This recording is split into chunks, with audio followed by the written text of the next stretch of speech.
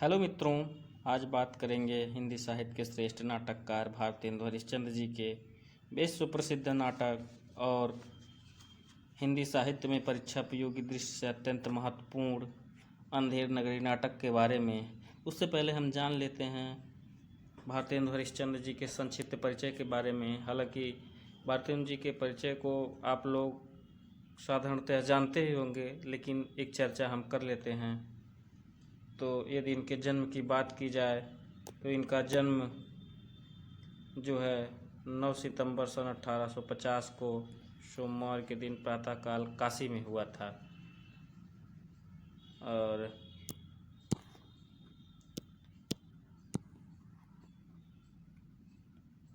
यदि देखा जाए तो राधा कृष्ण दास ने इनका जन्म भाद्रपद शुक्ल सप्तमी संवत 1907 या 9 सितंबर 1850 को बताया है। और भारतेंदु जी सेठ अमीचंद के वंश की चौथी पीढ़ी के संतान थे, यानी ये इनके पूर्वज थे। सेठ अमीचंद साहब, कहा जाता है कि इनके पूर्वज अंग्रेज़ों के बहुत बड़े वफादार थे।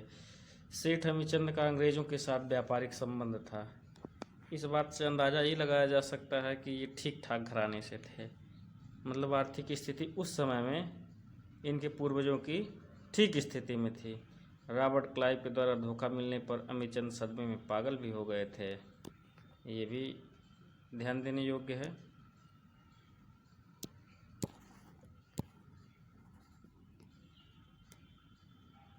भारतेंदु के परदादा फतेह चंद, दादा हर्षचंद तथा पिता गोपाल चंद उपनाम गिरधरदास सभी अंग्रेजों के विश्वास पात्र थे। भारतेंदु के पिता गोपाल चंद गिरधरदास विद्वान व्यक्ति के साथ साथ प्रसिद्ध कवि, सधे नाटककार, वैष्णव धर्म के बड़े उपासक भी थे। गिरधरदास की मात्र 27 वर्ष की अवस्था में ही मृत्यु हो गई। इतने कम उम्र में ही उन्होंने 40 ग्रंथों की रचना की। अच्छा, अगर हम देखेंगे तो इनके पिताजी की भी मृत्यु बहुत ही अल्प आयु में हो गई थी और भारतेंदु हरिश्चंद्र की मृत्यु भी अत्यंत अल्प आयु में हो गई थी। भारतेंदु जी की मृत्यु 1885 ईस्वी में हो गई थी। लगभग 34-35 वर्ष वो अपनी सेवा दे पाए थे।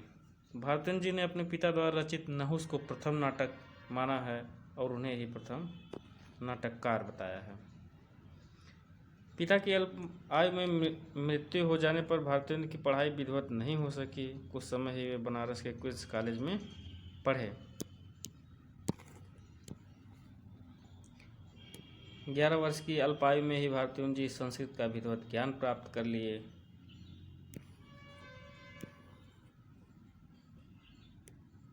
जनश्रुति है कि 5 वर्ष की उम्र में ही भारतेंदु जी पिताजी की रची पंक्ति लय बयोड़ा ढाढ़े श्री अनिरुद्ध सुजान की दूसरी पंक्ति वाणासुर की सैन्य को हनन लगे भगवान कर दिए थे। भारतेंदु जी की माता की मृत्यु हो जाने के बाद पिता ने दूसरी शादी कर ली। विमाता से 2 संतानें हुई, किंतु दोनों मर गए। भारतेंदु का विवाह 1863 ईस्वी के आघन महीने में शिवालय के रईस लाला गुलाब राय की पुत्री मनो देवी से हुआ था।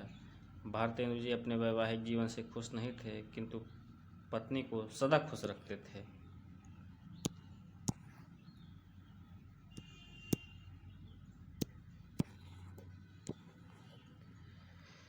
भारतेंदु जी को 3 संतानें। भारतेंदु जी को 3 संतानें, 2 पुत्र 1 पुत्री हुई। दुर्भाग्यवश दोनों पुत्रों को बचपन में ही मृत्यु हो गई। पुत्री विद्यावती ही इनकी इकलौती संतान के रूप में रही। भारतेंदु जी करीब 35 वर्ष तक जीवित रहे। सन 1885 ईस्वी की 6 जनवरी की रात्रि को इनका देहांत हो गया। भारतेंदु जी बहुत ही उदार, विनम्र, मिलनसार, आत्माभिमानी तथा दानशील व्यक्ति थे। कहा जाता है कि अपने घर की संपत्ति को बांटते देख स्वयं काशी नरेश उन्हें समझाने लग गए थे, किंतु उत्तर में उन्होंने कहा, हुजूर, इस धन ने मेरे पूर्वजों को खाया है, मैं इसे खा जाऊंगा।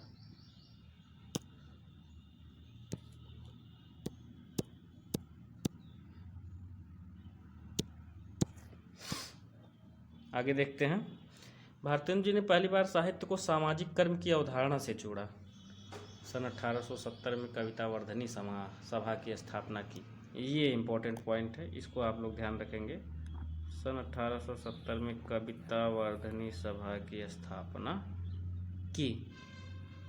कविता वर्धनी सभा के द्वारा काशीनाथ खत्री का बाल विधवा संताप तथा अंबिका दत्त व्यास का गो संकट नाटक का मंचन हुआ। अब इसमें एक महत्वपूर्ण पॉइंट ये है, गो संकट नाटक किसका है, तो ये अंबिका दत्त व्यास का हो जाएगा। और बाल विधवा संताप किसका नाटक है, तो ये हो जाएगा काशीनाथ खत्री का।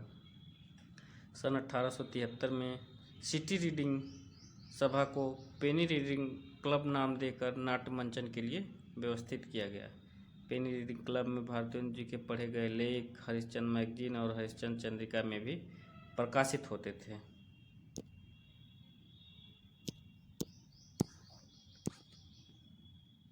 वल्लभ संप्रदाय में दीक्षित भारतेंदु जी धर्म और ईश्वर संबंधी विचारों के प्रचार हेतु 1873 में तदीय समाज की स्थापना की।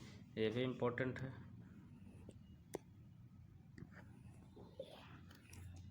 भारतेंदु जी ने तदीय समाज की स्थापना कब की थी, तो ये 1873 ईस्वी में याद की थी, ये आप लोग ध्यान रखेंगे।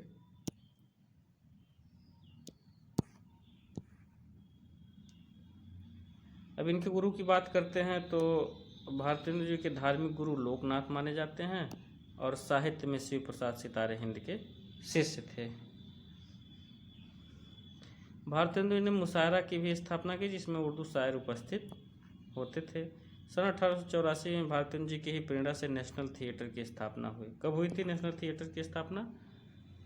1884 ईस्वी में, और 1 साल के बाद ही इनकी मृत्यु हो गई। लेफ्टिनेंट गवर्नर टॉसमैन के समय काशी में जब लड़कियों का पहला स्कूल खुला तो हरिश्चंद्र ने अपनी बड़ी बहन को पढ़ने के लिए भेजा, जो उस समय के लिए एक अत्यंत ही कठिन कार्य था, क्योंकि उस समय स्त्री शिक्षा का बड़ा विरोध होता था। ये कहा जाता था कि स्त्रियां केवल घर का कार्य देखेंगे, पढ़ाई लिखाई का कार्य उनका नहीं है।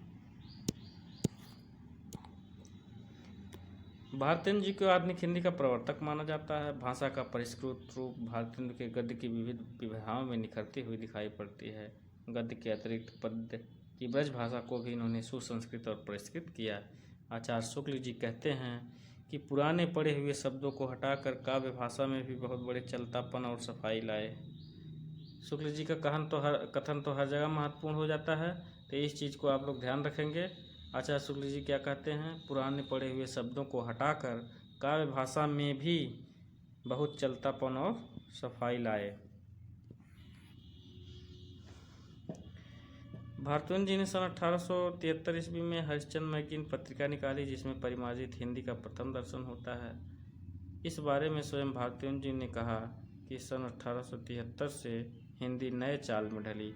अच्छा, ये कथन हम लोग हमेशा पढ़ते आते हैं कि सन 1873 से हिंदी नए चाल में ढली, लेकिन इसके पीछे का जो कथन है कि 1873 में हरिश्चंद्र मैगजीन पत्रिका निकाली थी, जिसमें परिमार्जित हिंदी का इन्होंने शुरुआत किया था कि हिंदी को परिष्कृत और शुद्ध रूप से कैसे लिखा जाए, कैसे वाचन किया जाए, कैसे उसमें रचना की जाए, तो ये हरिश्चंद्र मैगजीन पत्रिका से शुरू होता है। तो इस चीज़ को आप लोग ध्यान रखेंगे, क्योंकि हरिश्चंद्र मैगजीन पत्रिका के निकालने से ही, जब से ये निकली है, तभी से जो है हिंदी के परिष्कार में विशेष ध्यान भारतेंदु जी ने दिया था।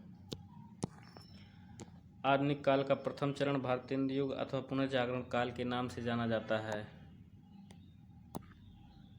शुक्ल ने इसकी अवधि 1868 से 1893 ईस्वी माना। वस्तुतः भारतेंदु युग कविवचन सुधा के प्रकाशन काल 1868 से लेकर के सरस्वती पत्रिका के प्रकाशन काल 1900 तक माना जाता है। भारतेंदु जी से पूर्व गद्य की भाषाओं में कहीं पंडिताऊपन मुंशी सदा शुक्लाल, कहीं ब्रजभाषापन लल्लूलाल, कहीं उर्दूपन शिव प्रसाद सितारे हिंद, तो कहीं पूर्वीपन सदल मिश्र आदि मिलते हैं। अच्छा, इसमें जो ये लिखा है पंडिताऊपन मुंशी सदा शुक्लाल की भाषाएं थोड़ा सा संस्कृत से शब्दावली या तत्सम शब्दावली से युक्त होती थी, इसलिए पंडिताऊपन कहा है। और लल्लू लाल जी की भाषाएं ब्रज भाषा के कुछ शब्द लिए हुए रहते थे, तो लल्लू लाल को ब्रज भाषापन कहा गया। शिव प्रसाद सितारे हिंद साहब उर्दू के अच्छे जानकार थे और वहीं सदल मिश्र की बोली में पूर्वीपन का दृष्टिकोण देखा जा सकता है।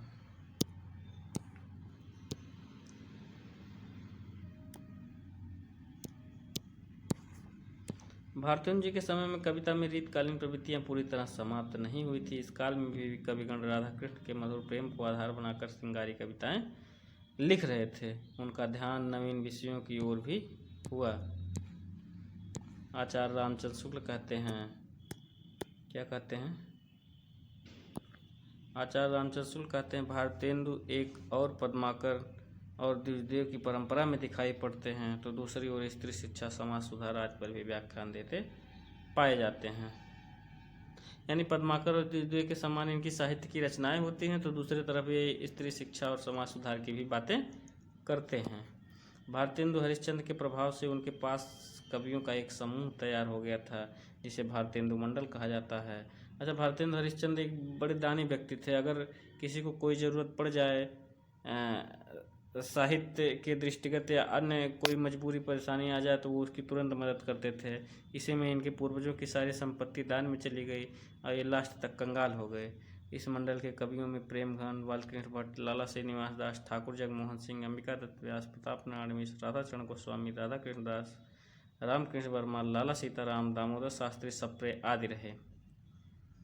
हिंदी में आलोचना की शुरुआत भारतेंदु के नाटक नामक निबंध से माना जाता है। हिंदी में आलोचना की शुरुआत भारतेंदु के नाटक नामक निबंध से माना जाता है। भारतेंदु जी ने हिंदी साहित्य के सर्वप्रथम अभिनीत नाटक जानकी मंगल, हिंदी साहित्य का सबसे पहला जिसका अभिनय किया गया, जिसका मंचन किया गया, वो नाटक है जानकी मंगल। शीतला प्रसाद त्रिपाठी ने जिसको लिखा, में लक्ष्मण की भूमिका निभाई थी। इसी प्रकार नील देवी नाटक में पागल की भूमिका निभाई तथा नील देवी नाटक में पागल की भूमिका तथा सत्य हरिश्चंद्र में हरिश्चंद्र की भूमिका निभाई थी। अब इसमें बहुत ही महत्वपूर्ण क्वेश्चन यहाँ से बन सकता है। देखिए, जानकी मंगल नाटक में इन्होंने लक्ष्मण की भूमिका निभाई। जानकी मंगल, जानकी अर्थात रामायण से संबंधित कथन है, तो इसमें लक्ष्मण आप याद रखिए।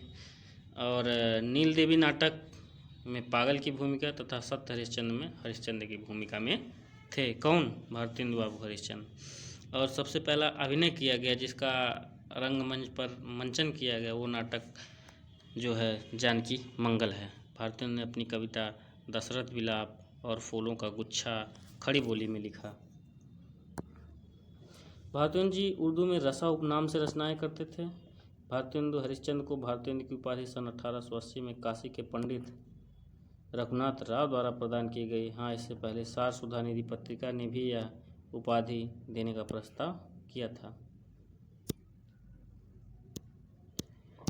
आगे देखते हैं। भारतेंदु जी के जन्म शताब्दी वर्ष 1950 ईस्वी में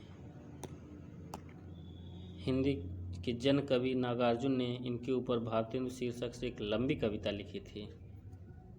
भारतेंदु के ऊपर एक लंबी कविता किसने लिखी थी? बाबा नागार्जुन ने। भारतेंदु जी ने भक्त सर्वस्व नामक प्रथम पद्य पुस्तिका मात्र 20 वर्ष की आयु में लिखा। भक्त सर्वस्व नाम से लिखा प्रथम पद्य पुस्तिका 20 वर्ष की अवस्था में। इस पुस्तक का दूसरा नाम श्री चरण चिन्ह वर्णन भी है। भारतेंदु जी का पहला नाटक विद्या सुंदर, जो कि एक अनुदित नाटक है। इनका पहला नाटक कौन सा माना जाता है? विद्या सुंदर। यदि प्रथम अभिनीत नाटक की बात की जाएगी तो शीतला मणि त्रिपाठी का है जानकी मंगल। इनका पहला मौलिक नाटक की यदि बात की जाए तो वैदिक हिंसा हिंसा ना भवती, वैदिक हिंसा हिंसा ना भवती। अच्छा, ये पहला नाटक विद्या सुंदर माना जाएगा, लेकिन ये अनुदित नाटक है। अनुदित नाटक का मतलब ये है कि इस नाटक का कथानक जो है दूसरे साहित्य से लिया गया है, तो इसके कथानक को इन्होंने कॉपी किया है, उसके बाद इसको हिंदी में लाया है। और मौलिक नाटक वैदिक हिंसा हिंसा ना भवती, ये पहला माना जाता है कि इसका कथानक के कर्ता धर्ता भारतेंदु बाबू हरिश्चंद्र ही माने जाते हैं। भारतेंदु जी का पूर्ण नाटक सती प्रताप है, जिसे बाद में राधा कृष्ण दास ने पूरा किया।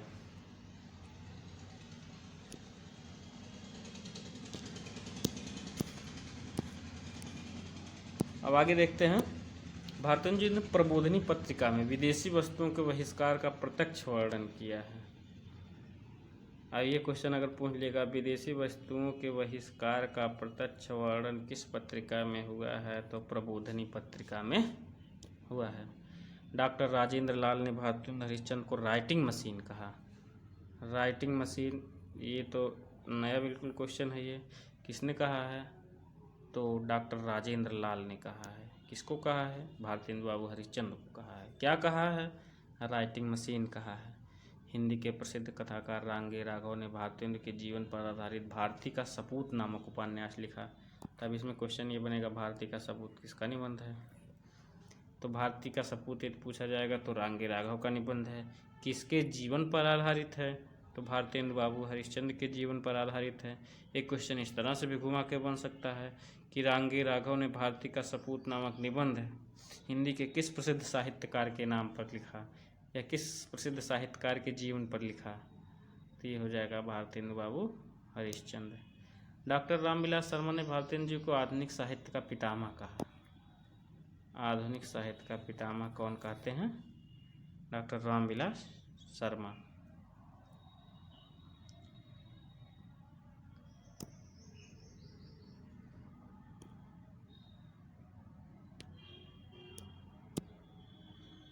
आगे देखते हैं। बाबू राधाकृष्ण दास ने भारतेंदु हरिश्चंद्र की कुल रचनाओं की संख्या 238 बताई है। बाबू राधाकृष्ण दास ने भारतेंदु हरिश्चंद्र की कुल रचनाओं की संख्या कितनी बताई है, 238 बताई है। 238 ही किसके अनुसार है, राधाकृष्ण दास के अनुसार है।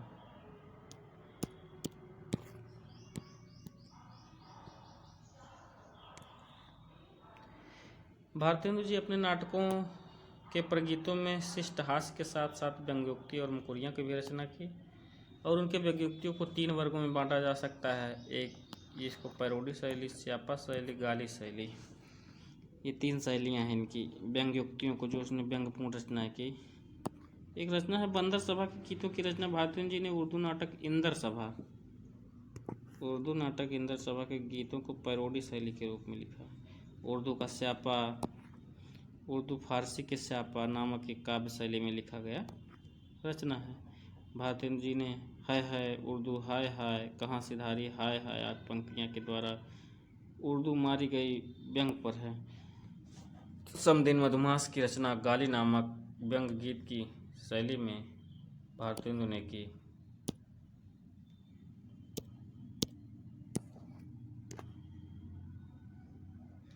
नए जमाने की मुकरी शीर्षक से भारतेंदु जी ने सामाजिक राजनीतिक विसंगतियों को लेकर खुसरो की शैली में मनोहारी मुकरियों की रचना की है। नए जमाने की मुकरी भारतेंदु युग में रीतकालीन काव्य शैलियों में समस्या पूर्ति, लोकप्रिय काव्य पद्धति, श्रृंगारिक विषयों की अधिकता वाले इस शैली में कवियों की सूझबूझ, व्यवस्थित और आशु कवित्व की परख होती थी। समस्या पूर्ति का मतलब ये है कि उसकी लास्ट की पंक्ति लिख दी जाती थी और विषय बता दिया जाता था, या विषय नहीं भी बताया जाता था, उसी के आधार पर लोग पंक्तियाँ पूरी करते थे। इसी को समस्या पूर्ति कहा जाता है। अब आगे देखते हैं।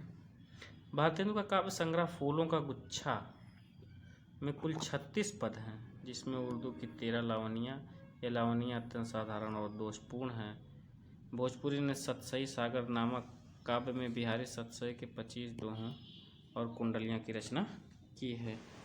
यानी बिहारी सतसई पर इन्होंने सतसई सागर नाम से टीका भी लिखा है, जिसमें 85 दोहों पर इन्होंने कुंडलियाँ लिखी है। कुंडलियाँ एक छंद है।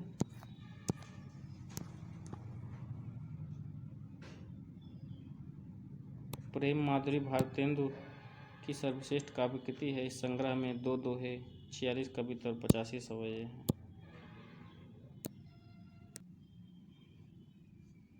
फिर से देख लेते हैं एक बार।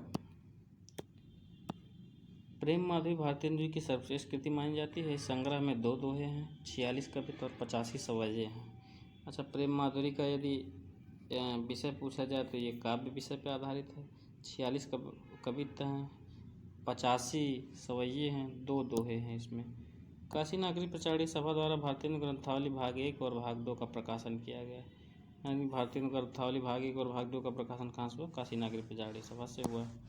बाबू श्याम सुंदर दास भारतेंदु नाटकावली का प्रकाशन इंडियन प्रेस से सन 1927 में किया गया था।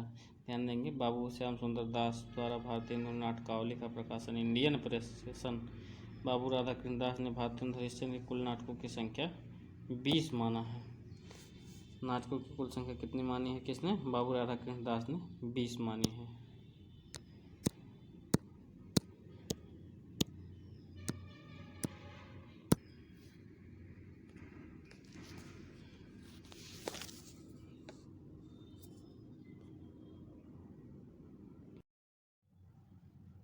हेलो मित्रों, हम लोग भारतेंदु हरिश्चंद्र जी के परिचय को देख चुके हैं, उनके कुछ कृतित्व को भी देख चुके हैं, उनकी पत्र पत्रिकाएँ को देख चुके हैं। अब आगे देखेंगे अंधेर नगरी नाटक के कथानक के बारे में, उसमें पात्रों के बारे में, उसके अंक के बारे में, उसकी कहानी क्या है, कौन कौन से उसके मुख्य बिंदु हैं, तो देखते हैं।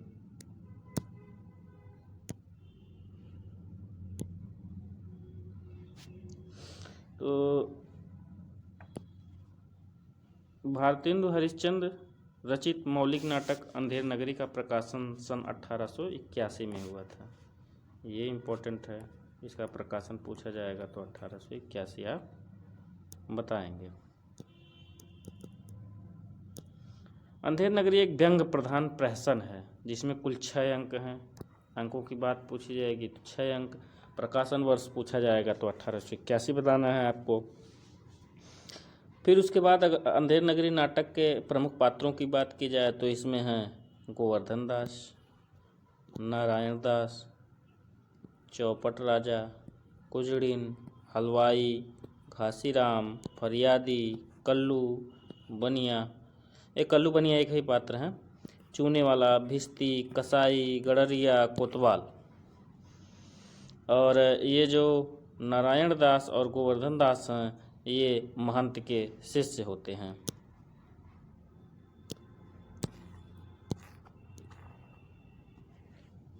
अंधेर नगरी नाटक की रचना बिहार के किसी नशेबाज निकम्मा रजवाड़े को आधार बनाकर के भारतेंदु हरिश्चंद्र ने की है।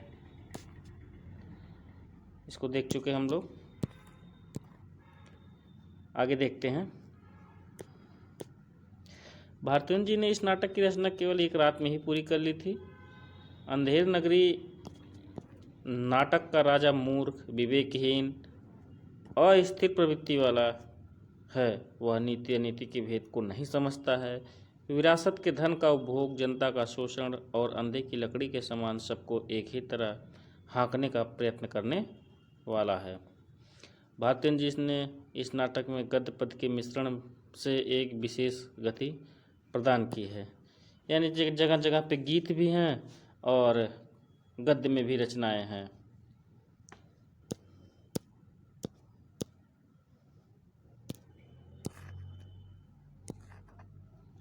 पहले अंक की शुरुआत महंत जी का अपने 2 चेले गोवर्धन दास और नारायण दास के साथ राम भजन करते हुए नगर में प्रवेश करने से होता है। वैसे ये गुरु चेले किसी जंगल में रहते हैं। अगला बिंदु देखेंगे। गुरुजी यानी कि महंत के आदेश से गोवर्धन दास पश्चिम और नारायण दास पूर्व दिशा की ओर भिक्षाटन करने के लिए जाते हैं। दोनों की दिशाएं बढ़ जाती हैं दोनों चेलों की इनके। तो गोवर्धन दास जो है वो पश्चिम की तरफ जाता है और नारायण दास पूरब की तरफ। किस लिए जाते हैं? भिक्षा मांगने के लिए। भिक्षा से ये लोग अपना भरण पोषण करते हैं।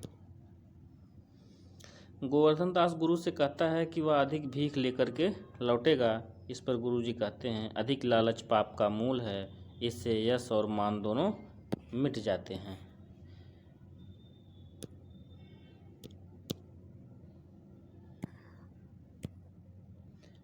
महंत जी भीख में केवल अनाज प्राप्त करना चाहते हैं। दूसरे अंक में बाजार का वर्णन है। दूसरे अंक का नाम बाजार है, जहाँ तरह तरह की वस्तु बेची जा रही है। नगर के बाजार में कबाब वाला नए अंदाज में कबाब बेचता है। कबाब गर्मा गर्म मसालेदार, 84 मसाला 72 आँच का, खाए सो होंठ चाटे न खाए सो जीभ काटे। ये मसालेदार के संबंध में की गई उक्ति है, इसको ध्यान देंगे। घासीराम चना जोर गरम बेचता है, इसकी झोली ही दुकान है। ये पूछ सकता है क्वेश्चन, अंधेर नगरी नाटक में घासीराम क्या बेचता है? इसका उत्तर होगा कि घासीराम चना बेचता है। नाटक में काशी की तत्कालीन प्रसिद्ध वेश्या तौकी मैना का जिक्र चना बेचने वाला घासीराम करता है। तौकी मैना, इसका जिक्र कौन करता है? घासीराम करता है। ठीक है।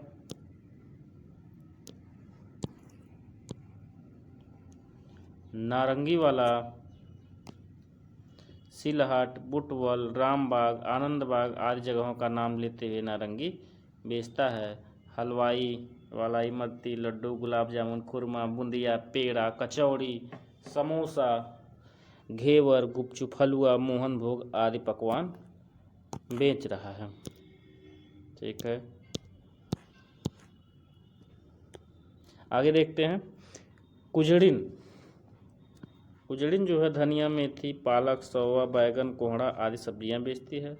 यह पद्यात्मक पंक्ति भी बोलती है, जैसे काजी वैसे पाजी, रैयत राजी टके से भाजी, ले हिंदुस्तान का मेवा फूटे और बैर।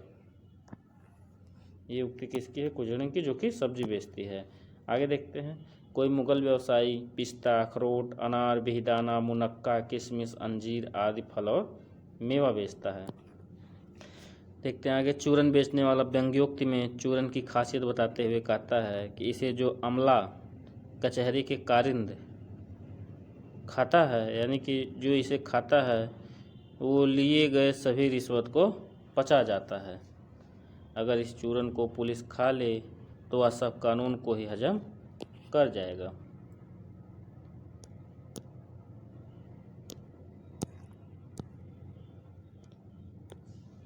इस चूरन को अगर साहब लोग खाएंगे तो सारा हिंद हजम कर जाएंगे। ये व्यंग है।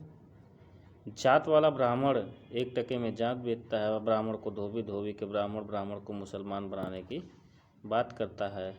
उसके बाद बनिया, आटा, दाल, लकड़ी, घी, चना, चावल, मसाला आदि गल्ला का सामान बेचता है। गौर करने की बात यह है कि उपरोक्त जितने भी बेचने वाले हैं, सभी अपने सामानों को 1 टके में 1 सेर बेच रहा होता है। यानी कि सामान चाहे जैसा हो, 1 टके में 1 सेर मिलेगा। 1 सेर का दाम 1 टका है। गोवर्धन दास बनिया, कुजड़िन, हलवाई सभी के पास जाता और सभी 1 टके में 1 सेर सामान बताता है।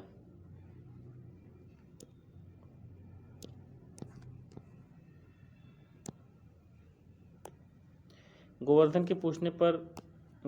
दास के पूछने पर हलवाई इस नगर का नाम अंधेर नगरी और राजा का नाम चौपट राजा बताता है।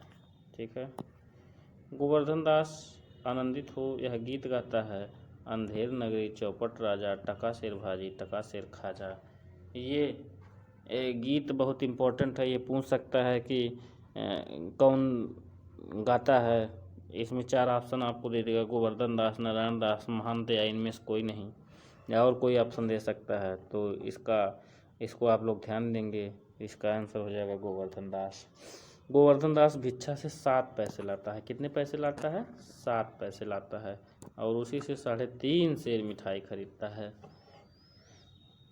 3.5 सेर का मतलब यह है कि आधे पैसों से वो मिठाई खरीद लेता है। तीसरे अंक के शुरू में दृश्य जंगल का है। दूसरा अंक जो है बाजार था, हम लोग देखे थे, बाजार का ये पढ़ रहे थे। महंत जी और नारायण दास राम भजो गीत गा रहे हैं। राम भजो गीत कौन गा रहे हैं? महंत जी और नारायण दास। अंधेर नगरी चौपट राजा, टका सेर भाजी टका सेर खाजा, ये गीत जो है गोवर्धन दास गाता है। और गोवर्धन दास अंधेर नगरी गीत गाते हुए आता है। महंत जी को अंधेर नगरी में सभी चीज़ें टके सेर में मिलने की सूचना पहले नारायण दास देता है। महंत जी को अंधेर नगरी में टके सेर में मिलने की सूचना सबसे पहले महंत जी को कौन देता है? नारायण दास देता है। ठीक है।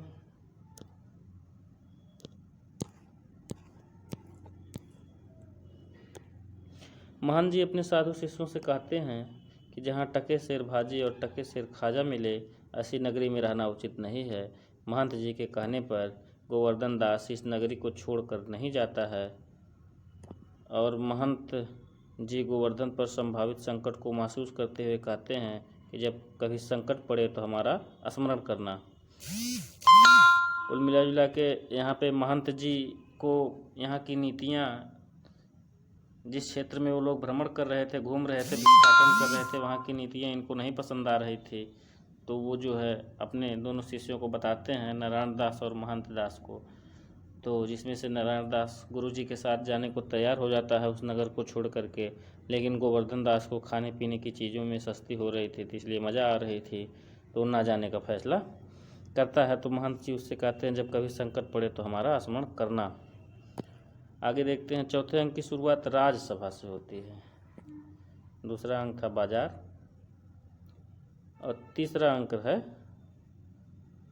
जंगल।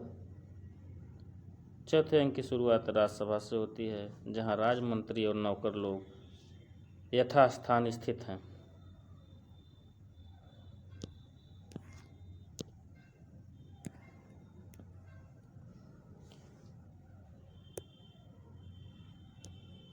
राजा एक सेवक के पान खाइए महाराज शब्द को सूपनखा आई है समझ लेता है और फिर वस्तु स्थिति स्पष्ट होने पर सेवक को 100 कोड़े लगाने का आदेश देता है।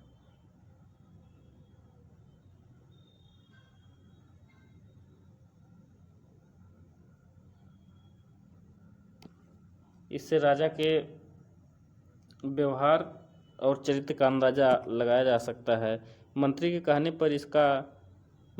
कहने पर यह इसका नहीं तमोली का दोष है, वह पान लगा कर देता है और ना वह सेवक बोलता। राजा तमोली को 200 कोड़े लगाने का आदेश देता है। मंत्री यह साबित कर देता है कि यह सजा सेवक और तमोली को ना मिलकर सूपनखा को मिलनी चाहिए। राजा के पास एक फरियादी आता है जिसकी बकरी कल्लू बनिया की दीवार गिरने से दबकर मर गई थी।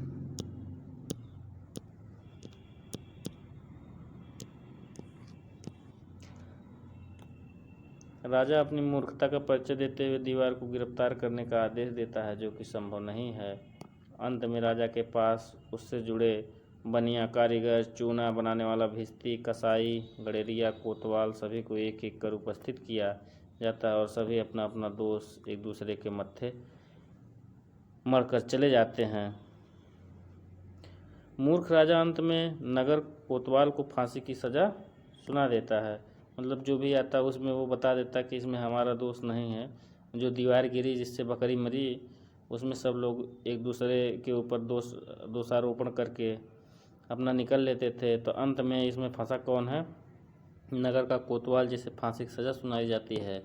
वस्तुतः विवेकी चौपट राजा ना तो शिकायतकर्ता की समस्या को समझता है, ना कोई न्याय करता है, ना अपराधी को दंडित करता है, बल्कि एक निरपराधी को मौत की सज़ा सुना देता है। अगला देखेंगे। 5वें अंक की शुरुआत अरण्य गोवर्धन के गाते हुए आने से होती है।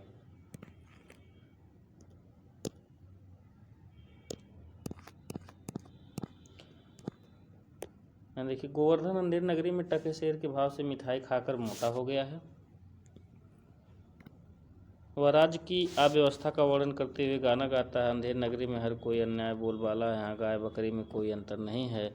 इस नगरी के लोगों में विवेकहीनता यहाँ तक पहुँच गई है कि वेश्या और पत्नी को समान माना जाता है, उसमें कोई अंतर नहीं मानते हैं। गोवर्धन दास इस नगरी में इसलिए खुश हैं क्योंकि उसे खाने को खूब मिल रहा है। गोवर्धन दास को 4 प्यादा मतलब सिपाही पकड़ राजा के फांसी देने के लिए ले जाते हैं। गोवर्धन दास के पूछने पर मेरी क्या गलती है? प्यादा कहता है कि आपकी कोई गलती नहीं है, फांसी कोतवाल को होना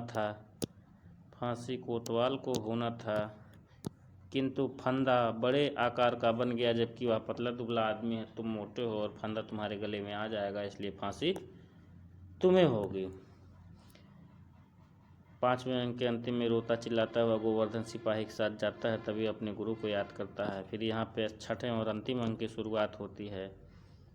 6ठे और अंतिम अंक की शुरुआत शमशान से होती है, जहाँ गोवर्धन दास को पकड़े हुए 4 सिपाहियों का प्रवेश होता है, जो उसे फांसी देने हेतु शमशान ले जा रहे हैं। गुरु महान जी वहाँ उपस्थित हो एक चाल चलते हैं। वे नारायण दास के कानों में कुछ कहते हैं। उसके बाद गुरु चेला में फांसी पर चढ़ने के लिए होड़ होने लगती है।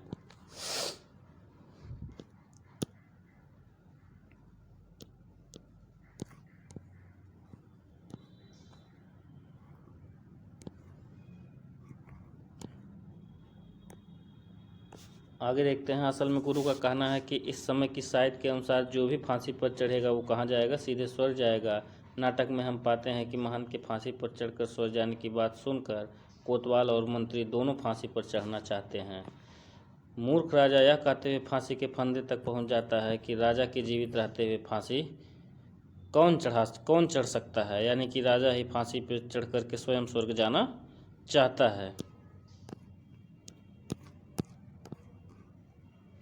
वस्तुतः अंधेर नगरी भारतेंद्र के हास्य व्यंग के द्वारा विवेक शून्य राजा के माध्यम से तत्कालीन परिस्थितियों को व्यंजित किया, बल्कि उससे प्रभावित शासक, प्रजा, सामान्य आदमी आदि सभी की मूल्यहीन चेतना को यथार्थ रूप में प्रकट कर दिया है। आगे देखते हैं। अंधेर नगरी नाटक में भारतेंद्र जी ने मुहावरों, लोकोक्तियों का भी सहज स्वाभाविक प्रयोग किया है, जैसे खाए सो होठ चाटें, न खाए सो जीभ काटें, किया दांत सभी का खट्टा, जिनके पेट पचो नहीं बात, अंग्रेज का भी दांत खट्टा, भव चढ़ाकर सिपाहियों से आदि। आगे देखते हैं। अंधेर नगरी के महान जी आस्तिक, विवेकशील, त्यागी, लोभ रहित, सभ्य, शिष्ट, निर्भय, साहसी, संयमी, वाक्पटु तथा अपने शिष्यों को संकट से बचाने वाले गुरु का प्रतीक है। यह नाटक में प्रथम और अंतिम छठे अंक में उपस्थित होते हैं। यानी गुरु जी का वर्णन जो है प्रथम में अंक में है और जो है आखिरी अंक में आया है। दूसरे अंक में भी थोड़ा बहुत है गुरु जी। गोवर्धन दास लोभी प्रवृत्ति के साधु प्रतीक के हैं, जिसके चरित्र में अविश्वास, जीवा, लोलुप, अवज्ञाकारी, ढोंगी प्रवृत्ति, असंयमी रूप देखने को मिलता है। अंधेर नगरी नाटक का चौपट राजा इस नाटक का मुख्य पात्र है। वह तत्कालीन अंग्रेज शासन के भ्रष्ट व्यवहार, अन्याय शासन व्यवस्था का ही प्रतीक नहीं, बल्कि आज की भ्रष्ट नीति और सनकी शासन का भी प्रतिनिधित्व करता है। इस नाटक के चौपट राजा एक विवेकहीन, नशेबाज, अव्यवहारिक, निर्णयहीन, शिष्ट, डरपोक, अंधविश्वासी, सनकी राजा के रूप में चित्रित हुआ है।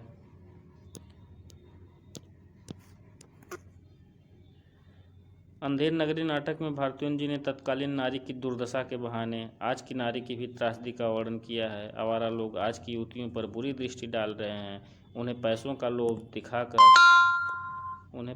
लोभ दिखाकर अपने जाल में फंसा रहे हैं। समाज में नारी की असहजता का बोझ कराने वाली इस पंक्ति को देखा जा सकता है। मछरिया 1 टके का बिकाए, लाख टका कै वाला जोवन, गाहक सब ललचाए, नैन मछरिया रूप जाल में देखत ही फंस जाए। ये कथन अंधेर नगरी संबंधित है।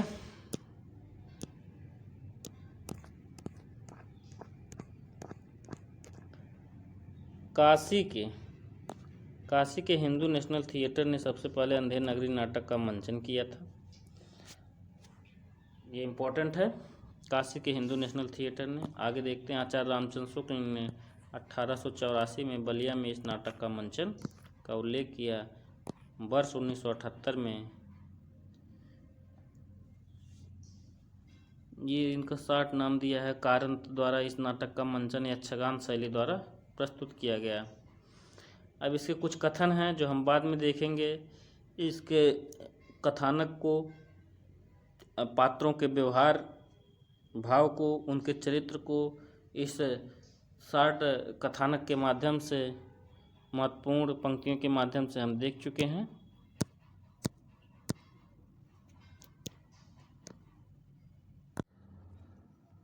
अब आगे हम लोग देखते हैं। अंधेर नगरी नाटक में कुल 6 अंक हैं, ये हम लोग पढ़ चुके हैं, और उन 6 अंकों में क्रमशः देखेंगे कि महत्वपूर्ण कथन कौन कौन से हैं, और महत्वपूर्ण कथनों पर ध्यान देंगे, क्योंकि ये परीक्षाओं में महत्वपूर्ण कथन दे करके इन्वर्टेड कामा में कर करके पूछता है, या मिलान कराने के लिए दे देगा कि उक्त कथन किस किस पात्र से संबंधित है।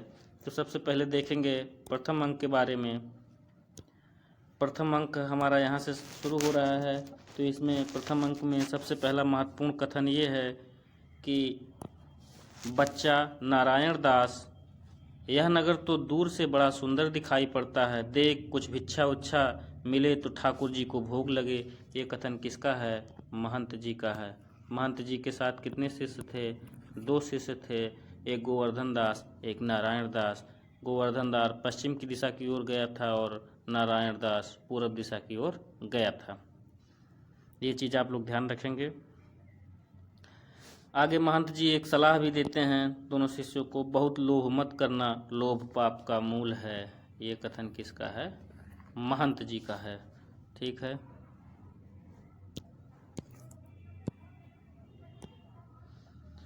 दूसरे अंक की शुरुआत होती है। दूसरा अंक का नाम है बाजार। चना हाकिम सब जो खाते हैं, सब पर दूना टिकस लगाते हैं। ये कथन घासी राम का है। उसके बाद अगला कथन जो है नारंगी वाली का है। मैं तो या के रंजन रंगी, मैं तो भूली लेकर संगी।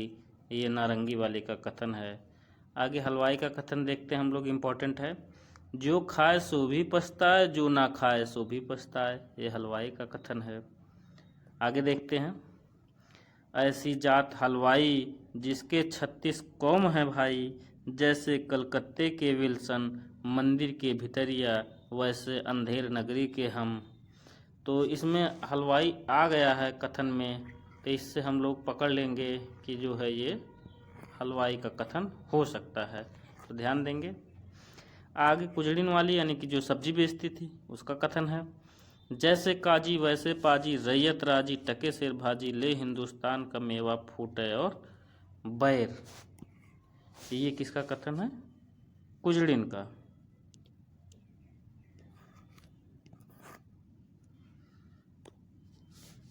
आगे देखते हैं। एक मुगल है, वो भी कुछ सामान बेचता है, जो मेवा पिस्ता ये सब बादाम ये सब बेचता है, उसका कथन है। इसको देखते हैं। हिंदुस्तान का आदमी लक लक, हमारे यहाँ का आदमी बुम बुक बुम बुक। ये कुछ मुगली भाषा का शब्द है। आगे देखते हैं। चूरन बेचने वाला, उसका कथन है। चूरन अमले सब जो खावे, दूनी रिश्वत तुरंत पचावे। ये चूरन वाला कहता है। और ये भी ये कहता है कि अगर पुलिस वाला मेरे चूरन को खा ले तो सारा जो है भ्रष्टाचार पाप आदि पचा ले जाए। चूरन साहेब जो खाता, सारा हिंद हजम कर जाता। ये देखिए कथन आ गया है। अगर इसका चूरन खा लेगा तो सारा हिंद ही यानी सारा देश ही हजम कर ले जाएगा, ऐसा चूरन वाले की उक्ति है। ये कह करके वो बेचता है। आगे देखते हैं। एक ब्राह्मण है जो टके के वास्ते धर्म और प्रतिष्ठा दोनों बेचे, टके के वास्ते पाप और पुण्य दोनों को। ये ब्राह्मण का कथन है। आगे अंधेर नगरी चौपट राजा, टके शेर भाजी, टके शेर खाजा। ये कथन तो गोवर्धन दास का है, ये बड़ा महत्वपूर्ण है।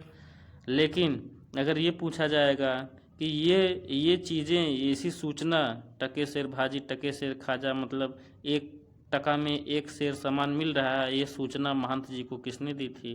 तो ये महंत सर्वप्रथम महंत जी को नारायण दास ने दी थी। जबकि ये गीत कौन गाता है? ये गीत गाता है गोवर्धन दास।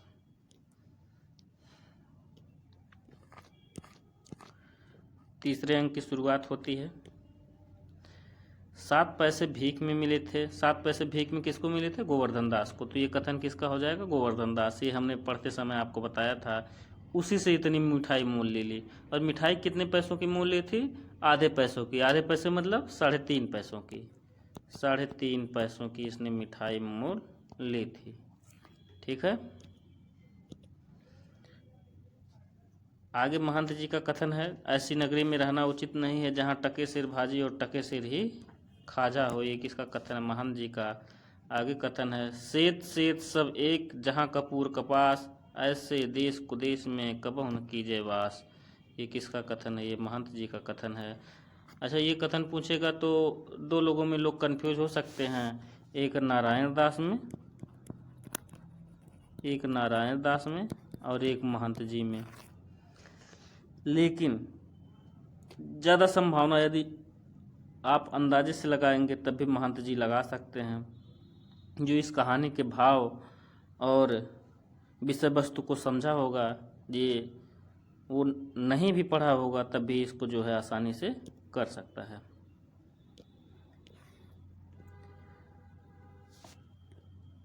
सो बच्चों चलो यहाँ से, ऐसी अंधेर नगरी में 1000 मन मिठाई मुफ्त की मिले तो किस काम की, यहाँ एक क्षण नहीं रहना।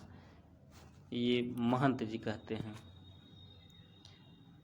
गुरु जी, ऐसा तो संसार भर में कोई देश ही नहीं है, दो पैसा पास में रहने से ही मजे में पेट। अब आगे देखते हैं। कभी संकट पड़े तो हमारा स्मरण करना, यानी कि गुरु जी अपने दोनों शिष्यों को कहते हैं, मोहनदास और ये गोवर्धन दास और नारायण दास को, तो जिसमें नारायण दास गुरु जी के साथ में चलने को तैयार हो जाता है, जबकि गोवर्धन दास ना चलने की इच्छा प्रकट करता है, क्योंकि वहाँ पे उसको सामान सस्ते मिल रहे थे, उसको खाने में मज़ा आ रही थी। तो अब चौथे अंक की शुरुआत होती है। चौथे अंक के महत्वपूर्ण कथनों को हम देखते हैं। सबसे पहला कथन इसमें राजा का है, चौपट राजा जो नगर का राजा है। दुष्ट, लुच्चा, पाजी, नाहक हमको डरा दिया। मंत्री, इसको सेवक से 100 कोड़े लगे।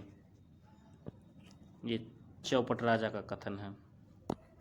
क्यों बे बनिए, इसकी लड़की नहीं बरकी क्यों दबकर मर गई, ये भी राजा का कथन है। जब वो आता है कि कहता है कि दीवार से मेरी बकरी गिरकर मर गई, तो वो बकरी नहीं बल्कि लड़की सुन लेता है। कौन? राजा। तो उसी के संबंध में ये कथन है। तो अगला कथन देखते हैं।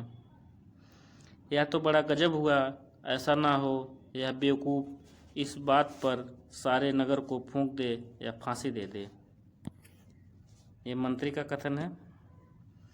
इसी के साथ अब हम 5वें अंक के महत्वपूर्ण कथनों को देखते हैं। 5वें अंक का शुरुआत होता है।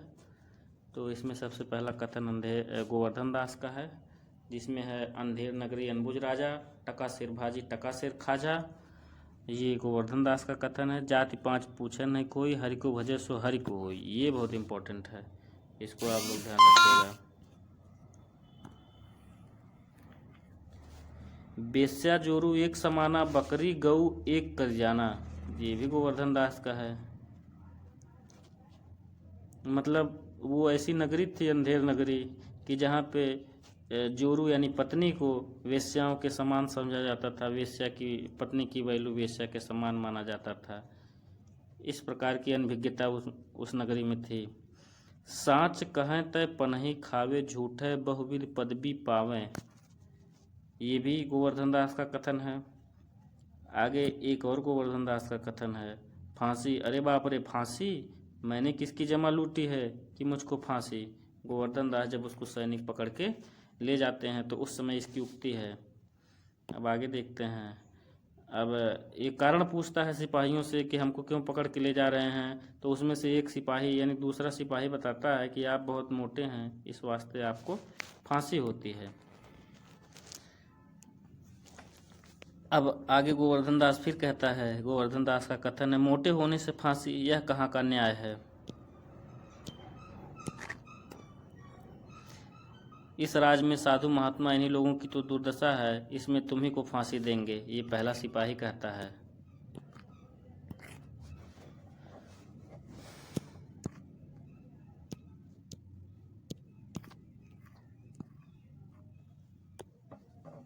अब जब महंत ये गोवर्धन दास जान जाता है कि हमको फांसी हो जाएगी, हम फंस चुके हैं इस नगर में, तब वो अपने गुरु जी को स्मरण करता है और कहता है, गुरु जी कहाँ हो, बचाओ, अरे मैं बेअपराध मारा जाता हूँ। और ये गोवर्धन दास का कथन है। जब उसको फांसी चढ़ाने के लिए जो है लिवा के जाते हैं सिपाही। इसी तरह 6ठे अंक की शुरुआत होती है। 6ठे अंक का नाम है शमशान। इस समय ऐसी साइत है कि जो मरेगा सीधा बैकुंठ जाएगा। ये कथन किसका है? गुरु जी का है। गुरु जी राजा को भ्रमित करने के लिए अपने दूसरे शिष्य नारायण दास के कान में कुछ कहते हैं और ये बात निकल के आती है कि वो ये कह रहे हैं कि इस समय जो मरेगा वो सीधे स्वर्ग में जाएगा।